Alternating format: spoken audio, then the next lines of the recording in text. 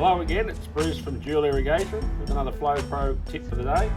Today we have new for this season, the new Bianco WP10 2-stroke 1-inch transfer pump slash firefighting pump. New for this year. We're going to go through the starting procedure and show you how it performs.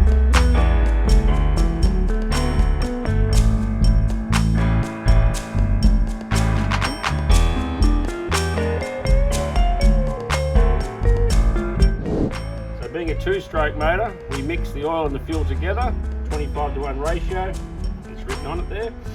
It's a high revving motor, so it spins at 7600 RPM, a lot faster than the 4-stroke motors, so we get a bit more performance out of them. So to get them started, we fill the fuel. At the bottom here, there's an ignition switch on here, which we turn on. Underneath the carburetor, there's a primer bowl, which we use to prime the fuel system. Once that's done, set the throttle to about halfway, choke, and then on.